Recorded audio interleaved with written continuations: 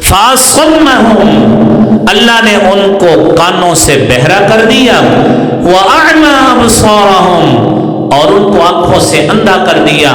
قرآن موجود ہے، موجود ہونے کے باوجود آنکھوں سے پڑھ نہیں سکتے، ہدایت قبول نہیں کر سکتے۔ کیوں نہیں کر سکتے؟ ساتھ کان بھی بہرے ہیں، ہدایت کی بات کو سن نہیں سکتے۔ کیوں نہیں سن سکتے؟ کیونکہ قرآن کے پیغام کا علم نہیں ہے، قرآن کہتا کیا ہے، قرآن پیغام کیا دیتا ہے، قرآن پڑھتے نہیں ہیں۔ اور جب قرآن خود بھی نہیں پڑھتے، تلاوت ترجمے کے تو دور کی بات، ہم تو تلاوت کرنے سے بھی گئے،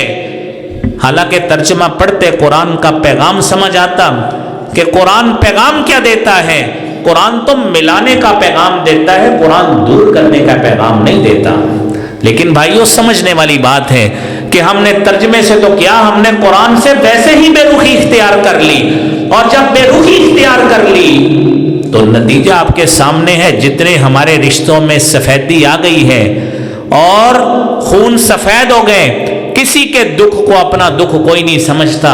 کسی کے درد کو اپنا درد کوئی نہیں سمجھتا، ہر شخص اپنے آپ پہ لگا ہے کہ مجھے سکون ہے، میری زندگی سکون سے گزر رہی ہے، دوسرا جائے بھاڑ میں، ہمیں کوئی ضرورت نہیں ہے۔ ان الحمدللہ نحمدہ ونستعینہ ونستہدیہ ونعوذ باللہ من شرور انفسنا ومن سیئات اعمالنا واشهد ان لا الہ الا اللہ وحدہ لا شریک له واشهد ان محمدا عبدہ ورسولہ یا ایہا الذین آمنوا اتقوا اللہ حق تقاتہ ولا تموتن الا وانتم مسلمون یا ایہا الناس اتقوا ربکم الذی خلقکم من نفس واحدہ وخلق منها زوجها وبث منهما رجالا كثيرا ونساء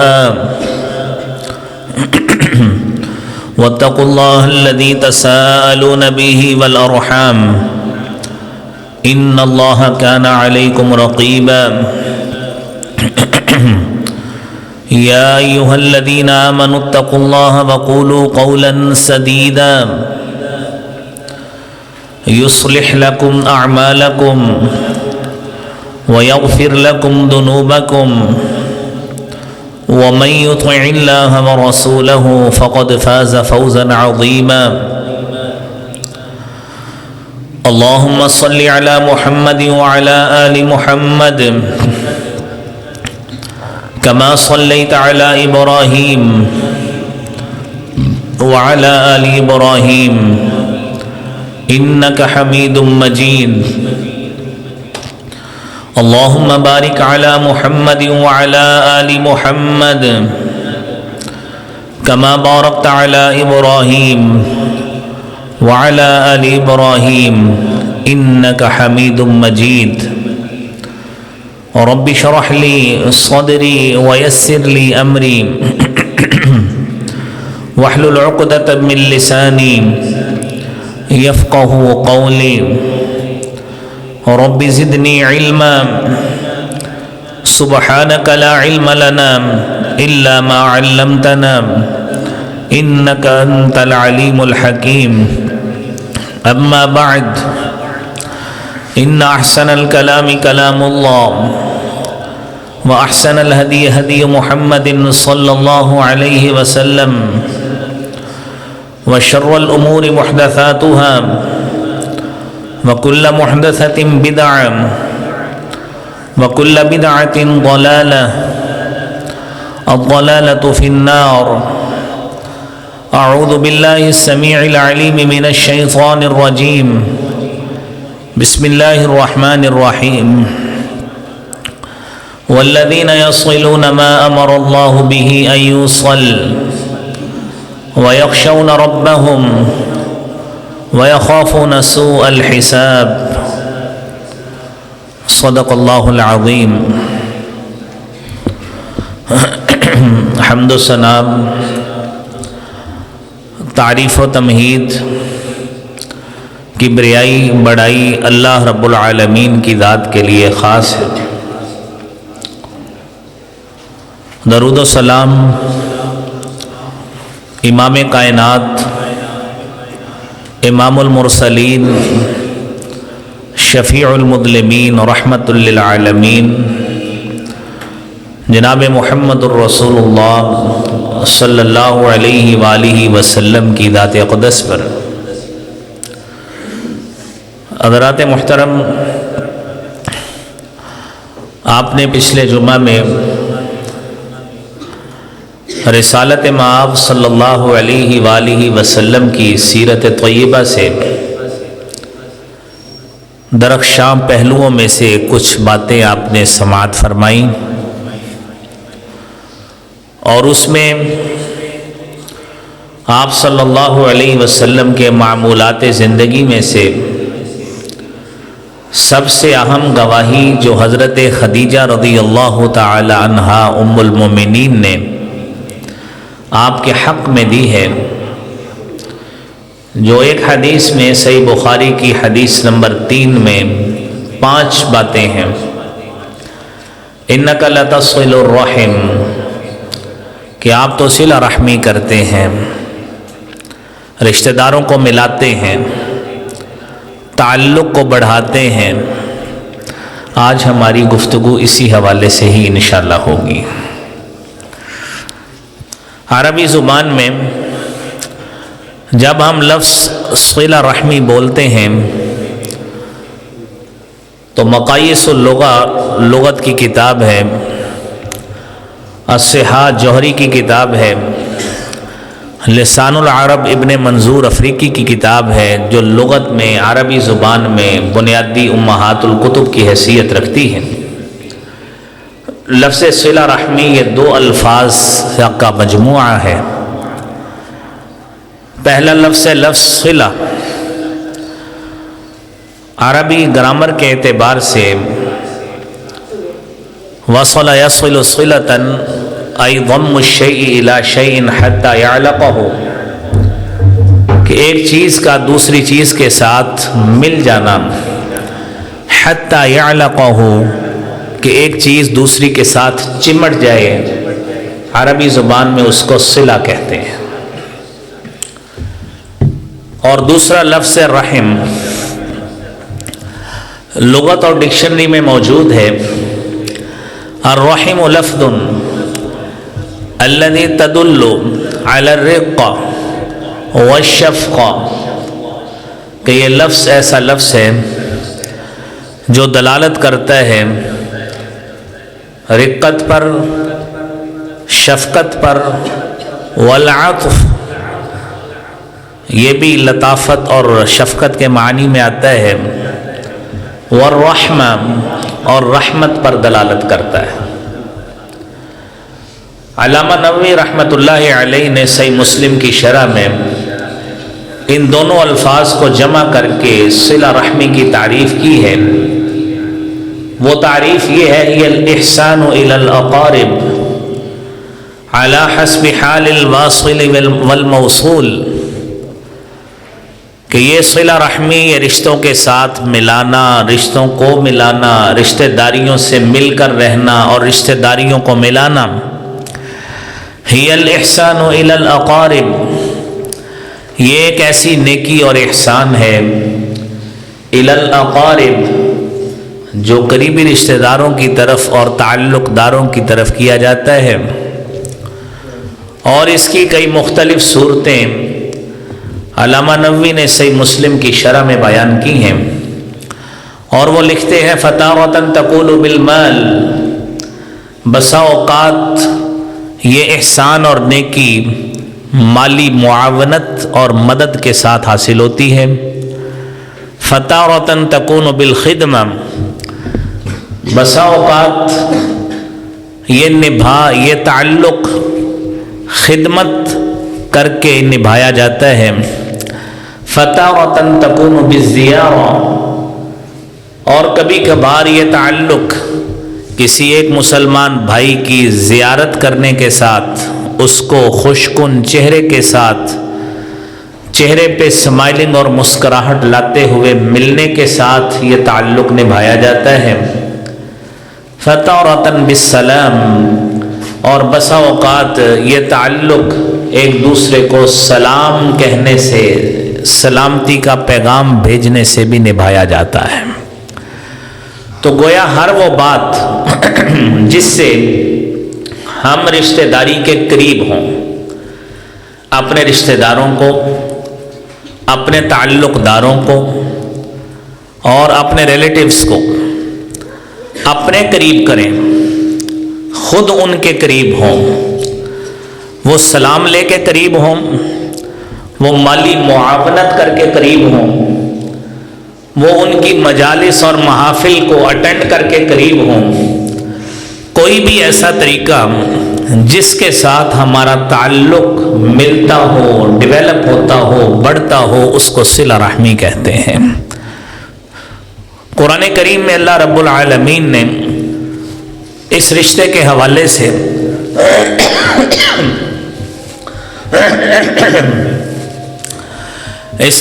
حوالے سے ہمیں تاکید کس انداز سے کی ہے۔ سورہ نساء کی پہلی آیت ہے، یا ایھا الناس اتقوا ربکم الذی خلقکم من نفس واحدہ وخلق منها زوجها وبث منهما رجالا كثيرا ونساء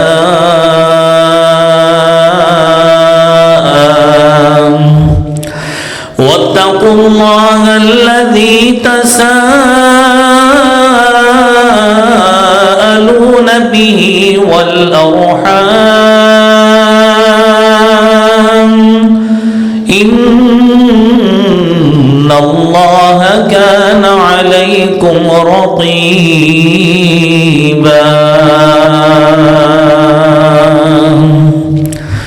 اللہ رب العالمین نے اس مدنی سورت کا آغاز یا ایھا الناس کہہ کے کیا ہے۔ یہ سورہ نساء کی پہلی آیت ہے، اور قرآن کریم میں مدنی صورتوں کا جو اسلوب اور طریقہ ہے، اللہ کریم اس میں مخاطب کرتے ہیں یا ایھا الذین آمنوا کہہ کر مخاطب کرتے ہیں، اہل ایمان کو مخاطب کرتے ہیں۔ لیکن اس سورت کے آغاز میں پہلی آیت میں جو پیغام اور میسج دیا گیا ہے، وہ پیغام صرف مومنوں کے لیے خاص نہیں ہے، وہ پیغام تمام انسانیت کے لیے ہے، اور جس حقیقت کو بیان کیا گیا ہے وہ حقیقت بھی صرف مومنوں اور مسلمانوں کے ساتھ خاص نہیں ہے، وہ تمام انسانیت کے لیے خاص ہے کہ خواہ وہ ان کا تعلق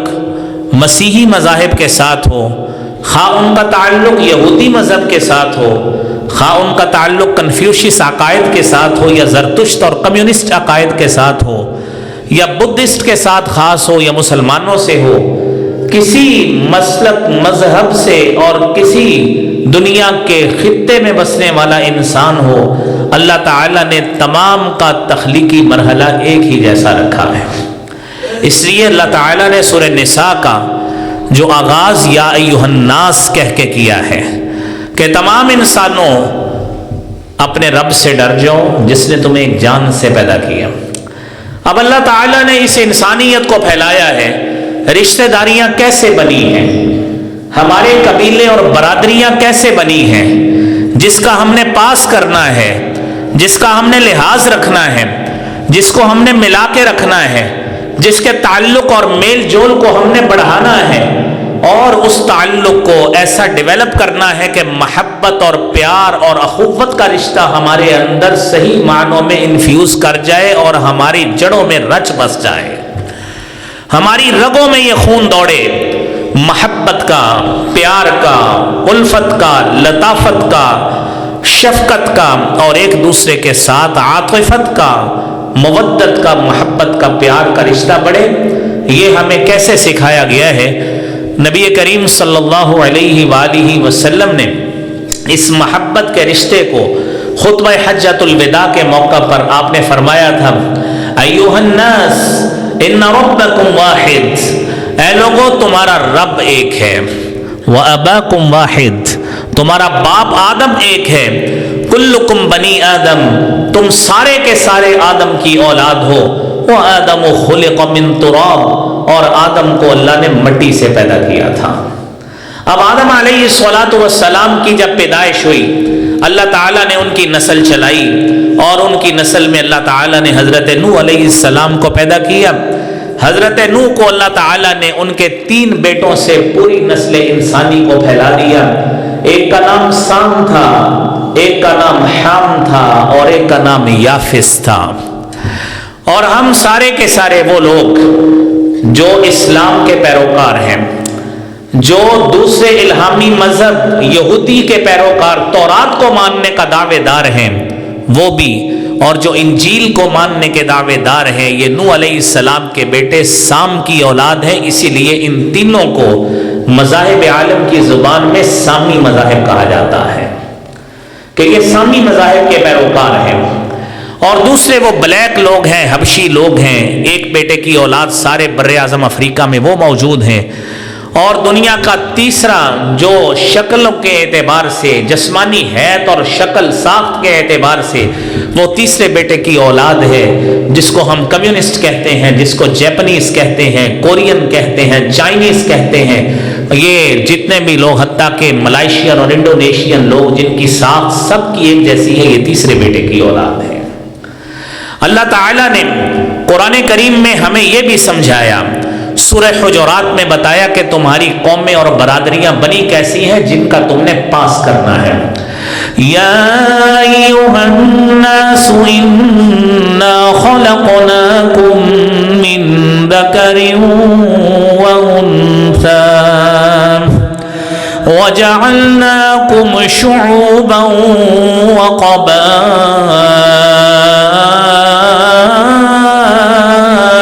لتعارفوا ان اکرمکم عند اللہ اتقاکم ان اللہ علیم خبیر۔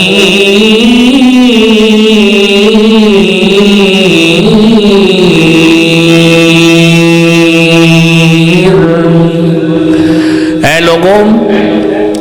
ہم نے تمہیں ایک مرد اور عورت سے پیدا کیا اور تمہاری اقوام بنا دی۔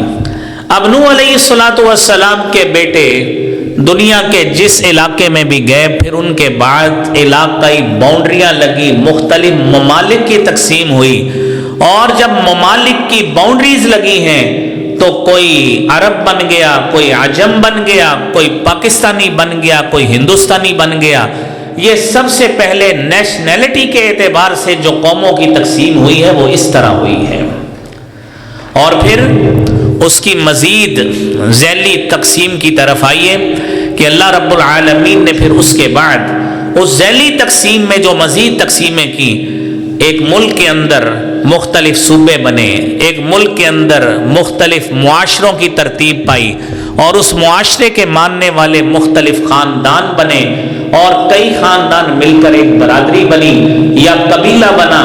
اور ان خاندانوں میں سے ہماری ایک ایک فیملی، ایک ایک گھر کی فیملی بنی، اور اس گھر کا ایک سنگل فرد میں اور آپ ہیں جو سارے یہاں پہ موجود ہیں۔ یہ اللہ رب العالمین نے اس طرح نسل انسانی کو پھیلایا، اور سورہ نساء میں فرمایا واتقوا اللہ، اللہ سے ڈر جاؤ، الذی تساءلون بہ، جس کے نام سے تم سوال کرتے ہو، والارحام، اور بالخصوص رحم کے معاملے میں، رشتہ داریوں کے معاملے میں اللہ سے ڈر جاؤ۔ یہ رشتہ داریوں کے معاملے میں اللہ سے کیسے ڈرنا ہے اور کیسے تحفظ اس کا کرنا ہے، نبی کریم صلی اللہ علیہ وآلہ وسلم نے فرمایا ہے۔ امام بخاری رحمۃ اللہ علیہ الادب المفرد میں 73 نمبر پہ یہ حدیث لائے ہیں۔ عبداللہ ابن عباس رضی اللہ تعالی عنہما حدیث کو بیان کرتے ہیں، آپ نے فرمایا احفظوا انسابکم، اپنے نسب ناموں کی حفاظت کرو، تصلوا ارحامکم، اپنے رشتوں کو ملا کر رکھو۔ اور آپ صلی اللہ علیہ وسلم نے اس کی نوعیت بھی بیان کر دی، آپ نے فرمایا فَإِنَّهُ لَا بُعْدَ بِالرَّحِمِ إِذَا قَرُبَتْ وَإِن كَانَتْ بَعِيدَةً، کہ رشتہ داریوں کا معاملہ اتنا حساس ہوتا ہے. لا بعد بالرحم اذا قربت. اگر آپ دل آپ کے قریب ہے نا، اپنے رشتہ داریوں میں ایک دوسرے کے ساتھ دلوں کی محبت ملی ہوئی ہے، تو لا بعد بالرحم اذا قربت، تو چاہے ایک دوسرے بر اعظم میں رہتا ہو، ایک بر اعظم ایشیا میں یا آپ کے ساتھ بھی موجود ہو، تو دوری نہیں ہوتی، کیونکہ دل ملے ہیں، محبت پروان چڑھ رہی ہے. لیکن لا قرب بها اذا بعدت وان كانت قریبة، آپ نے دوسری کیفیت بھی بیان کی. فرمایا اگر دلوں میں محبت موجود نہیں ہے، دلوں میں ایک دوسرے کے لیے پیار موجود نہیں ہے،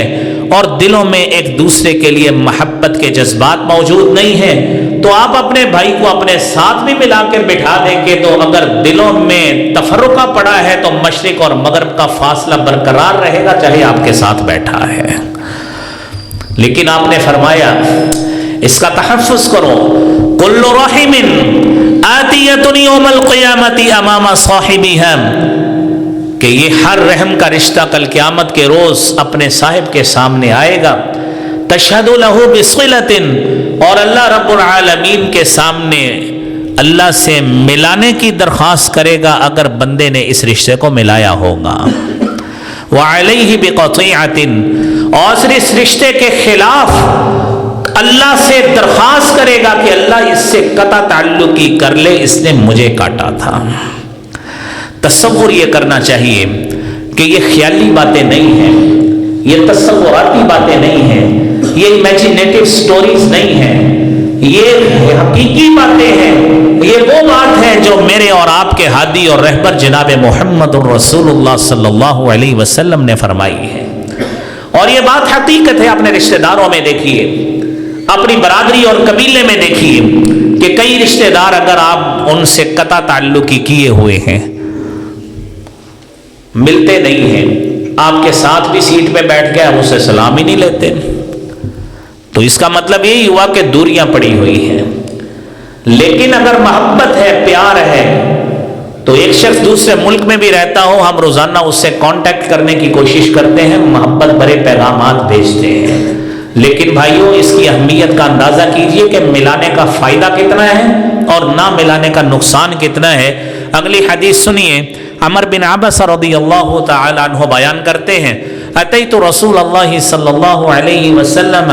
فی اول ما بعث وهو بمکہ، میں اللہ کے رسول صلی اللہ علیہ وسلم کے پاس ان ایام میں آیا، ابتدائی دنوں میں جب آپ صلی اللہ علیہ وسلم مکہ مکرمہ میں موجود تھے اور آپ وہاں پہ بیٹھے ہوئے تھے خانہ کعبہ کے پاس. میں آپ کے پاس گیا، میں نے جا کے پوچھا ما انت، تعارف کرنے لگے ہیں یہ شخص، ابھی مسلمان نہیں ہوئے. ما انت، آپ کون ہیں، کیا ہیں آپ؟ آپ نے فرمایا انا نبی، میں نبی ہوں. وہ کہتے ہیں میں نے پوچھا من نبی ہوں، نبی کیا ہوتا ہے؟ اب ان لوگوں کو اس چیز کا احساس ہی نہیں تھا کہ نبی اور رسول بھی کسی چیز کا نام ہوتا ہے.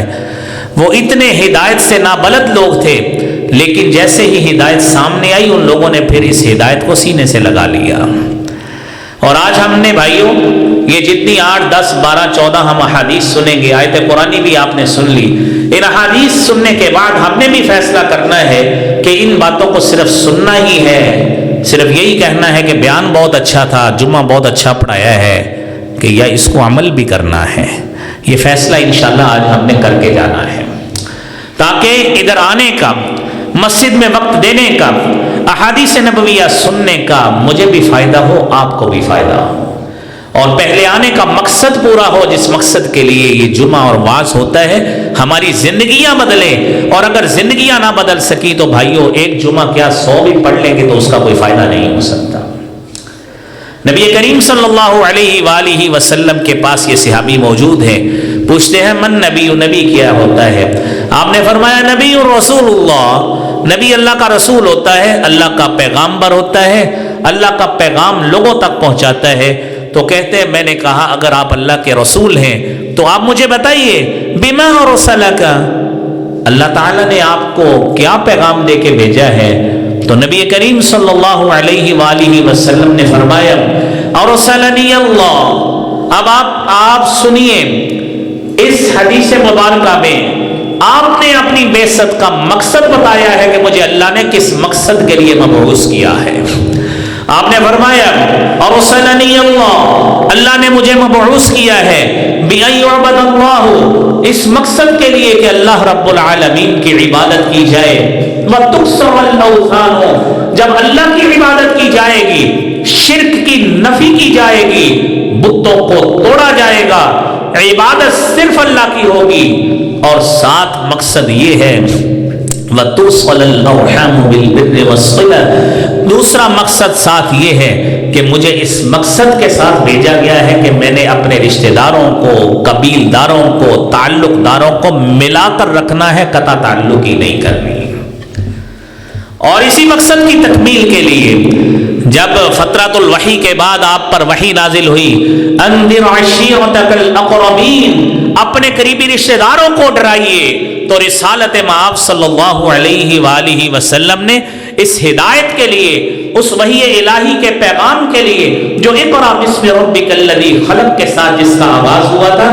آپ صلی اللہ علیہ وسلم نے اس کے پیغام کے لیے سب سے پہلے جن کو منتخب کیا وہ آپ کے بنو ہاشم ہی کے لوگ تھے، جن کے رشتہ داری کا آپ نے خود ہدایت میں بھی پاس کیا ہے کہ اگر الہامی پیغام بھی دیا جائے گا تو سب سے پہلے اپنے رشتہ داروں کو وہاں سے آغاز کریں، کیونکہ سب سے پہلے حق ان کا ہے، لہذا آپ نے وہاں سے آغاز کیا ہے۔ اور تیسری حدیث سنیے، سیدنا ابو ایوب انصاری رضی اللہ تعالی عنہ بیان کرتے ہیں کہ میں نے اللہ کے رسول صلی اللہ علیہ وسلم سے پوچھا، صحیح بخاری کی 1396 نمبر حدیث ہے، اخبرنی بعمل، اللہ کے رسول صلی اللہ علیہ وسلم مجھے ایسا عمل بتائیے یدخلنی الجنہ، جو مجھے جنت میں داخل کر دے۔ آپ صلی اللہ علیہ وسلم نے فرمایا یہ تعلق داری اتنا بڑا عمل ہے کہ جہاں پہ یہ آپ کی محبت کو بڑھائے گا، جہاں پہ بعثت نبوی کے مقصد کو مکمل کرے گا، وہیں پہ یہ عمل ایسا ہے جو آپ کو جنت میں بھی داخل کروائے گا۔ آپ نے فرمایا تعبد اللہ، تو اللہ کی عبادت کر، ولا تشرک بہ شیئا، اللہ کے ساتھ کسی کو شریک نہ ٹھہراؤ، اور وتقیم الصلاۃ، نماز پڑھو، اور وتصل الارحام، اپنے رشتہ داروں کو ملا کر رکھو، ان سے تعلق بنا کر رکھو۔ یہ عمل ایسا عمل ہے جو آپ کو جنت میں لے کے جائے گا۔ تو بھائیو یہ کتنی فضیلت والا عمل ہے، اور اس فضیلت کا اندازہ اس بات سے لگائیے کہ امام بخاری رحمۃ اللہ علیہ نے صحیح بخاری میں ایک مستقل احادیثوں کا باب قائم کیا ہے ان رشتہ داریوں کے قیام کے حوالے سے۔ اس میں سب سے پہلی حدیث آپ سنیے جو صحیح بخاری میں 5988 نمبر حدیث ہے، حضرت انس رضی اللہ تعالی عنہ حدیث بیان کرتے ہیں، اور آپ رشتہ داری کی اہمیت کا اندازہ، اس کو ملانے کا اندازہ اور اہمیت اس بات سے اندازہ لگائیے۔ آپ نے فرمایا ان الرحم شجنۃ متمسکۃ بالعرش تکلم بلسان ضلق، یہ رحم کا رشتہ، یہ آپ کی تعلق داری، یہ آپ کی رشتہ داری، شجنۃ متمسکۃ بالعرش، یہ اس کی حیثیت اس طرح ہے جس طرح ایک درخت کی شاخ درخت کے ساتھ لگی ہو، جس طرح اس کا ساتھ لگے رہنے کے ساتھ اہمیت ہوتی ہے، اسی طرح رشتہ داری کی اہمیت کا اندازہ اس سے لگائیے۔ شجنۃ متمسکۃ، یہ رحم کا رشتہ اللہ تعالیٰ نے اس کو اپنے عرش کے ساتھ لگایا ہوا ہے، اپنے عرش کے ساتھ، اور صرف عرش کے ساتھ لگایا ہی نہیں ہوا، تکلم بلسان ضلق، اللہ تعالیٰ نے اس کو بڑی فصیح اور بلیغ زبان عطا کی ہے۔ آپ اندازہ کیجئے شاخ درخت کے ساتھ لگی ہو اس کی کتنی اہمیت ہوتی ہے، اور جس چیز کو اللہ نے اپنے عرش کے ساتھ لگایا ہے، عرش کے ساتھ لگایا ہے، اس کی کتنی اہمیت ہوگی۔ آپ نے فرمایا تکلم بلسان ضلق، اللہ تعالیٰ نے اسے بڑی فصیح اور بلیغ زبان عطا کی ہے، اور یہ وہاں پہ اس فصیح اور بلیغ زبان کے ساتھ اللہ سے دعا کرتی ہے، اللہم صل من وصلنی وقطع من قطعنی، اللہ کے عرش کے ساتھ دعا ہو رہی ہے ہمارے ان تعلق داروں کی، ہماری ان رشتہ داریوں کی جن کو ہم کوئی اہمیت نہیں دیتے کہ فلانا بلاتا ہے تو بلائے، نہیں بلاتا دفع ہو، ہم کون سا اس کے لے کے کھاتے ہیں۔ اس کی اہمیت دیکھیے، اس کی اہمیت کا اندازہ لگائیے۔ فرمایا وہاں پہ آپ کے لیے دعا اور بد دعا دونوں ہو رہی ہیں۔ اللہم صل تو من وصلنی، اللہ تو اس کے ساتھ اپنا تعلق ملا جو مجھے ملا کے رکھتا ہے، وقطع من قطعنی، اور اے اللہ تو اس سے اپنا تعلق کاٹ دے جو مجھے کاٹتا ہے۔ جب یہ دعا صلۃ الرحم کرتی ہے، اللہ اس کے جواب میں کہتے ہیں، صحیح بخاری کی حدیث ہے، انا الرحمن، میں رحمان بھی ہوں، میں رحیم بھی ہوں، وانی شققت الرحم من اسمی، اور میں نے اس رحم کو اپنے نام رحمان اور رحیم سے پیدا کیا ہے۔ من وصلک وصلتہ، اب تو یاد رکھ لے جو تجھے ملائے گا میں اللہ اس کے ساتھ اپنا تعلق ملاؤں گا، وَأَقْطَعَ مَنْ قَطَعَكِ، اور جو تیرے ساتھ اپنا تعلق کاٹے گا میں اللہ بھی اس سے اپنا تعلق کاٹ کے رکھ دوں گا۔ اب آپ تصور کیجئے کہ یہ رشتہ داریاں جن کو ہم دنیا میں کوئی اہمیت نہیں دیتے، اور ان رشتہ داریوں کا جتنا ہم وزن اپنے معاشرے میں سمجھتے ہیں، آپ تصور تو کریں کہ ہمارے لیے اگر ہم ملا نہیں رہے تو ہمارے لیے بد دعائیں ہو رہی ہیں، اور اگر اللہ سے ہمارا تعلق اس قیامت کے روز کٹ گیا، کدھر جائیں گے؟ کس کے ساتھ تعلق نبھائیں گے؟ کس سے شفاعت کبریٰ کرائیں گے؟ قرآن تو کہتا ہے من ذا الذی یشفع عندہ الا باذنہ، اور کس میں اتنی جرأت ہے جو اللہ سے سفارش کرے سوائے اس کی اجازت سے؟ جس کے لیے اجازت ہوگی اس کے لیے ہی سفارش ہوگی۔ اگر اللہ کی گڈ بک سے ہم نکل گئے، اللہ کے پیار اور محبت سے ہم نکل گئے، تو بتائیے ہم کدھر جا کے اپنا تعلق نبھاتے پھریں گے، اور کس سے اپنے گناہ معاف کروا کے جنت اپنے نام الاٹ کروائیں گے؟ یہ فیصلہ ہم نے کرنا ہے۔ اس کے بعد اگلی حدیث سنیے، صحیح بخاری ہی کی 5987 نمبر 87 نمبر، پہلی آپ نے 88 نمبر حدیث سنی ہے۔ ابو ہریرہ رضی اللہ تعالی عنہ حدیث بیان کرتے ہیں، صحابی رسول فرماتے ہیں، نبی کریم صلی اللہ علیہ وآلہ وسلم نے فرمایا، ان اللہ خلق الخلق، جب اللہ تعالی نے کائنات کو پیدا کر دیا، حتی اذا فرغ من خلقہ، جب اپنی کائنات کی تخلیق سے فارغ ہو گئے، قامت الرحم، یہ رشتہ داری اللہ کے دربار میں کھڑی ہو گئی، رحم کا رشتہ اللہ کے دربار میں کھڑی ہو گئی، اور کیا کہتی ہے؟ اللہ سے دعا کرتی ہے، جو آپ نے پچھلی حدیث میں سنی انہی الفاظ کے ساتھ، اور آگے جواب سنیے۔ اللہ سے دعا کرتی ہے، ھذا مقام العائذ بک من القطیعہ،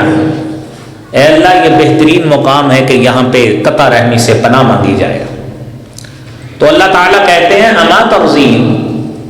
اللہ نے اس وقت کہا جب کائنات کو تخلیق کیا، اما ترضین، کیا تو اس بات پہ راضی اور خوش نہیں ہے، ان اصل من وصلکی، کہ میں اللہ بھی اس کو ملاؤں جو تجھے ملا کے رکھتا ہے، واقطع من قطعکی، اور میں بھی اس سے اپنا تعلق کاٹ دوں جو تجھے کاٹتا ہے۔ یہ حدیث ابھی پوری نہیں ہوئی، نبی کریم صلی اللہ علیہ وسلم نے آگے سورہ محمد کی آیات تلاوت کی، فَهَلْ عَسَيْتُمْ إِن تَوَلَّيْتُمْ أَن تُفْسِدُوا فِي الْأَرْضِ وَتُقَطِّعُوا أَرْحَامَكُمْ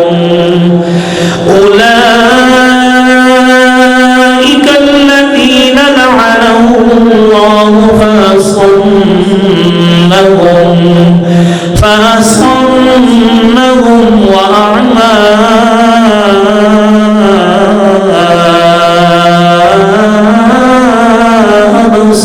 أَبْصَارَهُمْ أَفَلَا يَتَدَبَّرُونَ الْقُرْآنَ أَمْ عَلَى قُلُوبٍ أَقْفَالُهَا۔ آپ صلی اللہ علیہ وسلم نے فرمایا، ممکن ہے اللہ تمہیں صاحب اختیار بنا دے، اللہ تمہیں اقتدار دے دے، تمہیں اختیار دے دیں، صاحب منصب بنا دیں، اور جب تمہیں اختیار اور اقتدار ملے تو اقتدار اور اختیار اور طاقت کے نشے میں آ کر، مال و دولت کے نشے میں آ کر، سربراہی کے نشے میں آ کر، عہدے کے نشے میں آ کر، ان تولیتم ان تفسدوا فی الارض، تو تم زمین میں فساد کرنا شروع کر دو گے۔ یاد رکھنا، اگر یہ کام کیا، قطع تعلقی کی، زمین میں فساد برپا کیا، اولئک الذین لعنهم اللہ، یاد رکھنا تمہارا شمار ان لوگوں میں ہوگا جن پر اللہ نے لعنت فرما دی ہے۔ فَأَصَمَّهُمْ، اللہ نے ان کو کانوں سے بہرا کر دیا، وَأَعْمَى أَبْصَارَهُمْ، اور ان کو آنکھوں سے اندھا کر دیا۔ قرآن موجود ہے، موجود ہونے کے باوجود آنکھوں سے پڑھ نہیں سکتے، ہدایت قبول نہیں کر سکتے۔ کیوں نہیں کر سکتے؟ ساتھ کان بھی بہرے ہیں، ہدایت کی بات کو سن نہیں سکتے۔ کیوں نہیں سن سکتے؟ کیونکہ قرآن کے پیغام کا علم نہیں ہے، قرآن کہتا کیا ہے، قرآن پیغام کیا دیتا ہے، قرآن پڑھتے نہیں ہیں۔ اور جب قرآن خود بھی نہیں پڑھتے، تلاوت ترجمے کے تو دور کی بات، ہم تو تلاوت کرنے سے بھی گئے، حالانکہ ترجمہ پڑھتے قرآن کا پیغام سمجھ آتا کہ قرآن پیغام کیا دیتا ہے۔ قرآن تو ملانے کا پیغام دیتا ہے، قرآن دور کرنے کا پیغام نہیں دیتا۔ لیکن بھائیو سمجھنے والی بات ہے کہ ہم نے ترجمے سے تو کیا، ہم نے قرآن سے ویسے ہی بے رخی اختیار کر لی، اور جب بے رخی اختیار کر لی تو نتیجہ آپ کے سامنے ہے۔ جتنے ہمارے رشتوں میں سفیدی آ گئی ہے اور خون سفید ہو گئے، کسی کے دکھ کو اپنا دکھ کوئی نہیں سمجھتا،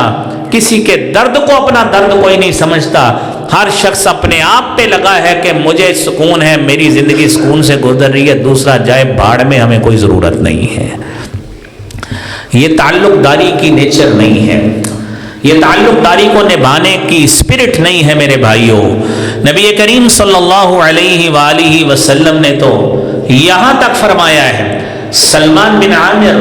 رضی اللہ تعالیٰ عنہ روایت کرتے ہیں، نبی کریم صلی اللہ علیہ وسلم نے فرمایا، سنن نسائی کی حدیث ہے 2325 نمبر، آپ نے فرمایا ان الصدقۃ علی المسکین صدقہ،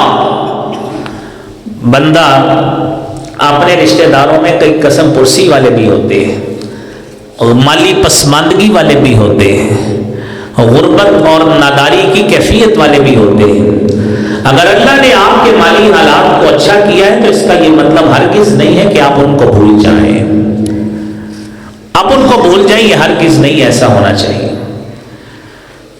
آپ نے فرمایا ان الصدقۃ علی المسکین، یہ دینے میں، صدقات دینے میں، زکاتیں دینے میں بھی رشتہ داریوں کا پاس کیا کرو، اور اتنا پاس کرو، ان الصدقۃ علی المسکین صدقہ، آپ ایک مسکین پہ صدقہ کرتے ہیں، اللہ کے ہاں ایک نیکی شمار ہوتی ہے، ایک صدقہ شمار ہوتا ہے، وعلی ذی الرحم اثنتان، اور جب یہی صدقہ آپ اپنے رشتہ داروں میں کسی غریب کو ڈھونڈ کر دیتے ہیں، اللہ دوہرا اجر عطا فرماتے ہیں۔ صدقۃ، ایک اجر صدقے کا ملے گا، وصلۃ، اور ایک اجر صلے کا ملے گا جو آپ نے رشتہ داری کا پاس رکھا ہے، یہ دوہرا اجر ملے گا۔ تو بھائیو آپ ہمیشہ اس بات کو مد نظر رکھا کریں، جب بھی دینے کی باری آئے اپنے دور کے رشتہ دار دیکھیں، قریب کے رشتہ دار پہلے، دور کے رشتہ دار، کہ سب سے پہلے آپ نے دوہرا اجر لینا ہے۔ آپ کے مالی وسائل کے مستحق سب سے زیادہ وہ لوگ ہیں، تاکہ آپ کو دوہرا اجر مل سکے۔ اور اس حوالے سے آپ دیکھیں، کیونکہ اللہ تعالیٰ نے ملانے کا حکم دیا ہے، کاٹنے کا حکم تو نہیں دیا کہ ایک شخص پہلے ہی بیچارہ مالی حالات سے نادار ہے اور دوسرا آپ اس سے قطع تعلقی کر لیں کہ اس کے پاس کون سا وسائل ہے، وہ تو ہمارے ساتھ کمپیٹ ہی نہیں کر سکتا، اس کا تو سٹینڈرڈ ہی ہمارے والا نہیں ہے، اس کا لائف سٹائل ہی ہمارے والا نہیں ہے، اور اس کا لیونگ پیٹرن جو ہے وہی ہمارے سے نہیں ملتا، ٹیلی نہیں ہوتا۔ تو قرآن نے معیار یہ تو نہیں قائم کیا، قرآن نے جو معیار قائم کیا ہے وہ بھی سن لیں۔ وَالَّذِينَ يَصِلُونَ مَا أمر الله به أن يوصل ويخشون ربهم ويخافون سوء الحساب.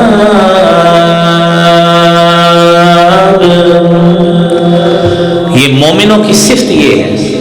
عقل مند وہ لوگ ہیں, اولو الالباب وہ لوگ ہیں, یصلون ما امر اللہ, جو اس چیز کو ملاتے ہیں جسے اللہ نے ملانے کا حکم دیا ہے. اپنے رب سے ڈرتے ہیں کہ اللہ اس میرے فلاں رشتہ دار کی مالی کیفیت ابتر ہے, اللہ تیرا کروڑہا شکر ہے تو نے میری کیفیت بہتر رکھی ہے. اپنے رب سے ڈرتے ہیں کہ کہیں اللہ کی ناراضگی ہم پہ نہ پڑ جائے اگر ہم نے اس کے حقوق کا دھیان نہ رکھا. تو بھائیو اس کو سوچنا چاہیے. اور ہمارے یہاں نا ایک بات بڑی معروف ہے, عجیب و غریب قسم کی, ہم نے اپنے طور پر یہ روٹین بنائی ہوئی کہ ہم رشتہ داریوں کو ملاتے تو ہیں. کیسے ملاتے ہیں؟ وہ شادی پہ اس نے ہمیں 2 لوگوں کو بلایا تھا, اپنے بچے کی شادی پہ ہم نے ان کے 4 لوگ بلائے ہیں. اس نے ہماری شادی پہ اتنا گفٹ دیا تھا, ہم نے اتنا بڑھا کے دیا. بڑی عید پہ اس نے ہمیں 1 رات بھیجی تھی, ہم نے 2 بھیجی ہیں. میرے نبی محترم صلی اللہ علیہ وآلہ وسلم نے اس کا بہترین حل, صحیح بخاری ہی کی حدیث ہے 5991 نمبر, حضرت عبداللہ ابن عمر بن عاص رضی اللہ تعالیٰ عنہما حدیث بیان کرتے ہیں. آپ اس حدیث کو سنیے, اپنا تجزیہ خود کریں کہ ہمارے رویے کیا ہے. کہ ہم نے اس کے ساتھ اتنے اس کو مال تو دیتے ہیں, ہم سال بعد مل تو لیتے ہیں. اس نے ہمارے ساتھ اتنی فیور کی, ہم نے اس سے بڑھا کے کر دی. آپ نے فرمایا لیس الواصل بالمکافی, یہ رشتہ داریوں کو ملانا عدلے کا بدلہ نہیں ہوتا. کہ کسی نے آپ کو شادی پہ بلایا, آپ نے بھی بلا لیا. کسی نے آپ کو عقیقے کی دعوت دی, گوشت اچھا بھیج دیا, آپ نے بھی بھیج دیا. اور بڑی عید پر کسی نے آپ کو گوشت کے اچھے حصے بھیج دیے, آپ نے بھی بھیج دیے. آپ نے فرمایا یہ عدلے کا بدلہ ہے, یہ رشتہ داری کا پاس اور صلہ رحمی نہیں ہوتی. ولیکن الواصل, حقیقت میں ملانے والا شخص وہ ہوتا ہے الذی اذا قطعت رحمہ, کہ جس کی رشتہ داری کٹی ہوئی ہو, ایک رشتہ دار اس کو نہیں بلاتا, وہ اس سے ملنا نہیں چاہتا, آپ آگے بڑھ کر اس کو ملتے ہیں. حقیقت میں ملانے کا حق اس نے ادا کیا ہے. اور میرے بھائیوں, حضرت علی رضی اللہ تعالیٰ عنہ روایت کرتے ہیں, نبی کریم صلی اللہ علیہ وسلم نے فرمایا من سرہ, اور یہ بڑا اچھا نسخہ بھی سن لیں, 2 حدیثیں, ایک حضرت انس سے مروی ہے اور ایک حضرت علی سے مروی ہے. فرمایا من سرہ ان یبسط لہ فی رزقہ, جس کو چاہیے کہ اس کے رزق میں فراوانی ہو جائے, اس کا رزق کھل جائے, وَأَن يُنْسَى لَهُ فِي أَثَرِهِ, اور اس کی زندگی کو بڑھا کر برکت ڈال کر اس کی زندگی کو بڑھا دیا جائے, فَلْيَصِلْ رَحِمَهُ, اس کو چاہیے کہ اپنے رشتوں کو ملا کر رکھے. اللہ تعالیٰ یہ دونوں نوازشات اس پہ فرما دیں گے. اور تیسری نوازش کون سی, جو حضرت علی کی حدیث میں ہے, فرماتے ہیں من سرہ ان یمد لہ فی عمرہ, جس شخص کو یہ بات اچھی لگتی ہے کہ اس کی عمر بڑھا دی جائے. بھائی کس کو اچھی نہیں لگتی؟ ہر شخص دنیا میں آیا ہے وہ سمجھتا ہے میں تو 90 سال تو میں زندہ رہوں گا ہی, آگے جتنا مل جائے وہ بونس ہے. یہ تو انسان, دنیا فطرت ہے انسان کی, وہ زیادہ سے زیادہ دنیا میں زندہ رہنا چاہتا ہے. آپ نے فرمایا جس شخص کو یہ بات اچھی لگتی ہے کہ اس کی عمر کو بڑھا دیا جائے, ایج بڑھا دی جائے, لائف ڈیوریشن بڑھا دیا جائے, وَيُوَسَّعَ لَهُ فِي رِزْقِهِ, اس کے رزق کو کھول دیا جائے, رزق میں برکت ڈال دی جائے. اور تیسرا انعام ساتھ ملے, وَيُدْفَعَ عَنْهُ مِيتَةُ السُّوءِ, اس سے بری موت کو دور کر دیا جائے. یہ خودکشی کی موت, یہ بم دھماکوں کی موت, ایسی موت سے اس کو دور کر دیا جائے. فَلْيَتَّقِ اللَّهَ, اس کو چاہیے کہ وہ اللہ سے ڈرے. وَلْيَصِلْ رَحِمَهُ, اور اپنے رشتوں کو ملا کر رکھے. اللہ کریم یہ تینوں انعامات ہماری قسمت میں بھی فرمائے۔ میرے محترم بھائیوں، آخری حدیث سنیے۔ نبی اکرم صلی اللہ علیہ وسلم نے فرمایا، ابو ایوب انصاری رضی اللہ تعالیٰ عنہ حدیث بیان کرتے ہیں، اور اس حدیث کو سننے سے قبل وہ رویہ بھی سن لیں جو ہمارے ہاں رشتہ داریوں میں، برادریوں میں ہوتا ہے کہ ہم فلاں رشتہ دار ہمیں بلاتا نہیں ہے، دفع ہو، نہ بلائے، ہم کون سا اسے لے کے کھاتے ہیں؟ وہ رشتہ دار ہے، ہم اس کو ایک دفعہ سلام لیا، اسے نہیں بلایا، دفع ہو جائے پرے، ہم نے کے بلا کے کیا کرنا ہے؟ آپ صلی اللہ علیہ وسلم کے پاس ایک صحابی آیا تھا، اس نے یہی شکایت کی تھی۔ اس نے کہا، اللہ کے رسول صلی اللہ علیہ وسلم، میرا فلاں رشتہ دار ہے، میں اس کے ساتھ نیکی کرتا ہوں، وہ آگے سے بہت بے رخی کرتا ہے، میں اس کو ملنا چاہتا ہوں، وہ دور ہو جاتا ہے۔ آپ تصور کریں صحابی رسول کا عمل، اس نے ایک مرتبہ نہیں، دو مرتبہ نہیں، اپنی زندگی کا مزاج بنا لیا کہ جو نہیں ملتا میں اس کو ضرور ملنا ہے، تاکہ میرے نامہ اعمال میں کسی قسم کی کمی نہ ہو۔ آپ نے فرمایا، ان کنت کما قلت فکأنما تصفهم المل، اگر واقعتاً ایسے ہی ہے جس طرح تو کہتا ہے، تیرا عمل اللہ کو اتنا پسند ہے، تو عمل جاری رکھ، تیرا عمل ایسے ہی ہے، تو اس کے منہ میں مٹی ڈال رہا ہے، تو اپنے اس عمل کو جاری رکھ۔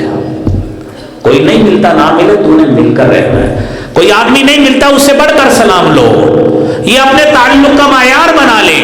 آپ سمجھتے ہیں یہ بندہ مجھ سے تھوڑا تھوڑا دور ہو رہا ہے، آپ اس سے ضرور آگے بڑھ کر سلام لیا کریں، آپ اس کے ساتھ ضرور تعلق کو بنانے کی کوشش کریں، تاکہ کل آپ جب اللہ کے پاس جائیں، آپ کا نام ملانے والے میں شامل ہو، کاٹنے والوں میں شامل نہ ہو۔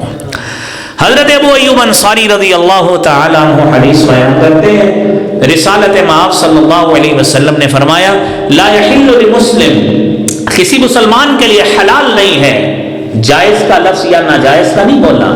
فرمایا لا یحل لمسلم، کسی مسلمان کے لیے حلال نہیں ہے، کیا؟ ان یہجر اخاہ فوق ثلاث لیال، اپنے کسی مسلمان بھائی سے 3 دنوں سے زیادہ قطع تعلق ہی کرے۔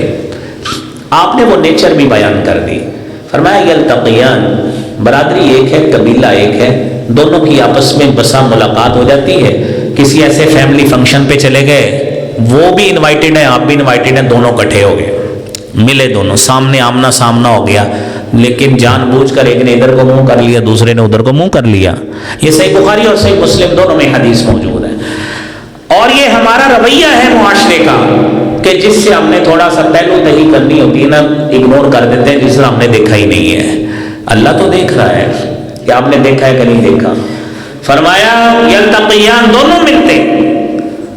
ایک ہی برتن سے جا کے کھانا بھی اٹھائیں گے، سارا کچھ کریں گے، لیکن سامنے نظر پڑ گئی ہے، یہ تو ہمیں بولتا ہی نہیں، بلاتے ہی نہیں ہم تو اس کو۔ تو آپ نے فرمایا خیرہما الذی یبدأ بالسلام، ان دونوں میں بہترین وہ آدمی ہے اللہ کے ہاں